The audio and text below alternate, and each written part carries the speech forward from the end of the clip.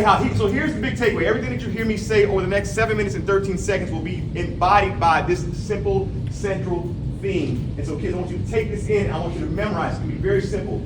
Your purpose is not a destination. It is not a location. But it's the moment when you awaken. Let me say that again. Put a rhyme scheme in there so you can remember that. Your purpose. Somebody say purpose.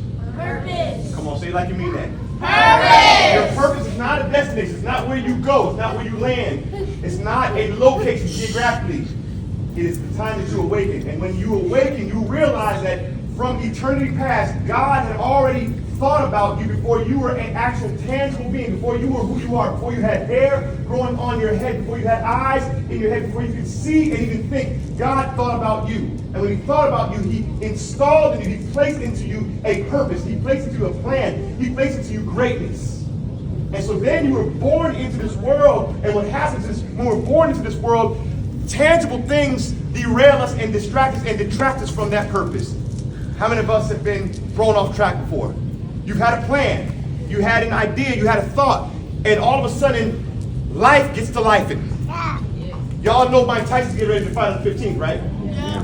The whole world's talking about that. Well, once upon a time, Mike Tyson said this: everybody's got a plan until you get punched in the mouth. In other words, we all can get distracted from our plan. We all get distracted from our purpose. You know Rocky? Anybody remember Rocky? Yeah. The Great Italian Stallion? Okay, so Rocky once said it like this. He said, it's not how hard you can hit. It's how hard you can get hit and what?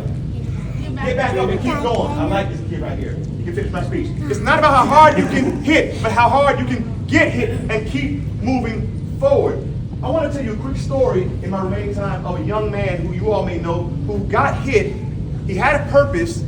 His purpose was derailed, but he refused to allow his purpose to be derailed. He refused to allow his circumstances to stop him. He was resilient, and that's the whole point. I want to teach you tonight about how to be resilient, how to make sure that nothing, no one, no circumstances, anything will stop you, block you, hinder you, or derail you from your purpose. And so I want to talk about Kanye West. Kanye West in 2002-3, he had a desire, he had a purpose. He knew that God placed a gift inside him to make music, to rap, and he wanted to show the world that he could be one of the greatest rappers to ever grace the stage. But the problem is this: Kanye was getting ready to launch his first album, his freshman album, and out of the gate, he was in the studio preparing, but all of a sudden he gets into a car accident. The story would happen that car accident would render his mouth and jaw inoperable. In other words, it was so bad that he got his jaw wired shut. Now, in that moment, Kanye had a choice. Kanye could have taken that circumstance, sat on a seat and the stupor of sadness and sorrow and said, oh, well, I guess I'm never going to get this album out this year. I guess I got to heal. I just got to wait for the doctor to clear me. Or Kanye could literally make lemons out of lemonade. And we're talking about Chick-fil-A lemonade, because that's lemon from heaven. So here's what Kanye did. Kanye releases the song Through the Wire. Do you know where he got that title from and why he released it? Because he literally rapped through the wire. His mouth was wired shut and it still didn't stop him. As a matter of fact, you may know the lyrics. He said, I drank a Boost for breakfast and an Ensure for dessert. Somebody would order pancakes, I just sip the scissor. Now that right there could drive a sane man bizzard. But not to worry, Mr. H to the Izzo is back to wizard. And so my question to you is, when life knocks you down, because guess what? You will get knocked down to the ground. But again, it's not about how hard you can hit and play offense. It's about how hard you can get hit, get back up, and keep moving. So here's the deal. I'm not saying drink Boost. I'm not saying drink Ensure. I'm not saying order pancakes and sip scissor. What I am saying is, no matter what happens, you keep moving forward. You understand what I'm saying? Yes. And so moving forward looks like this. Life in the urban context, in the statistical, societal ideology that's been set forth for young black men would be such that you'll be kept down. The expectation is a kid from a single parent or broken home, in other words, you don't have both mom and dad living in the same household, says that you're going to prison. Well, of course, Frederica Wilson decided, well, no, we're going to minimize and mitigate the school to prison pipeline. So guess what? We're going to set mentors in place to put you in the right hands, the right people that can tell you you can be anything you want to be, and that purpose that God created for you will be carried out no matter what. And so here's what it looks like. It looks like this.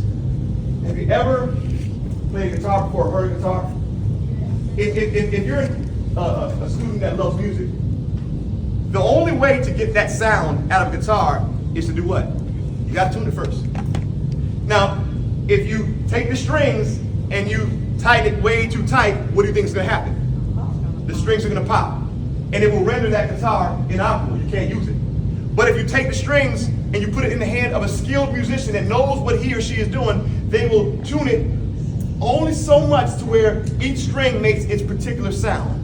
You see, each one of you are strings in the hand of God. And God, in his hand, knows how to create and craft you perfectly, but also he knows how to press you. He knows how to put enough tension on you because guess what? Life is hard. Matter of fact, life is harder than our try hardest. People will tell you to try hard, it's harder than that. So I will be a liar to sit up here and tell you that things won't get rough. I will lie to you to tell you you won't be under stress or duress or feel like you're being pressed. I will tell you this, in the hands of God, God is going to take that stress and that duress and that moment of being depressed, and he's going to use that for the good, but he's taking that and he's refining you through that. He's going to create a sound in you that's going to be a sound that when you go through that pressure and he stretches you, he ain't going to let you bust, trust me. But he's going to stretch you. And you're going to feel that pain, and it's going to be hard. And you're going to feel like you're knocked down on the ground, but you're going to hear a still small voice and you say, don't worry, I got you. Get up and keep moving, because when you get up, I'm going to make a sound from you that everyone that comes into your contact, everyone that sees you, everyone that knows you, everyone that hears you is going to remember forever the day that they met you. And you are going to leave a thumbprint in the lives of each one that you make contact with. But here's what society says. Society says, your thumbprint is not going to be placed in the life of an individual you come in contact with. Society would want you to have your thumbprint placed on a piece of paper that would then go into the records division, that would go into a file that says you now are a convict. But you get to change that trajectory. You see, you don't have to find yourself falling into mistakes and going to jail and having someone like myself put you in handcuffs, or the people that I work with put you in handcuffs. No, they want that thumbprint, but you get a chance to make a decision today. You get a chance to choose today to follow the purpose that God has for you. But guess what? Even if you do find yourself putting the thumbprint on that white piece of paper, you can even change that. But here we are trying to prevent that right now. We're not going to let that happen because God has set forth this program and these individuals and these mentors to be in your life. And so God uses the hands of individuals like mentors that are going to put these ties on you to make sure that they guide you into your purpose. And so the last thing I'll say is this as I close. When you feel like life is hard, think about a bow and arrow. The only way that you can take that arrow and accelerate it forward is to do what? Pull it back. Oh, good class. You got to pull it back.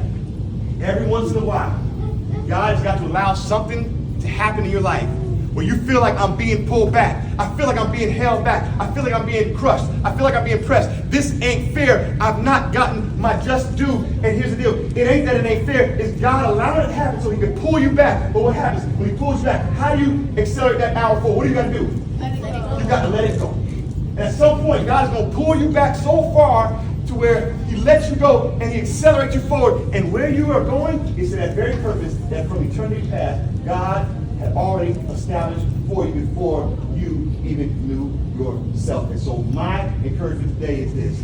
Purpose is not a location. It's not a destination. It's the moment that you awaken. And you awaken to know that everything in your life from this day forward is for a purpose. And God's going to use you. And so when you fall, get back up. Keep moving forward.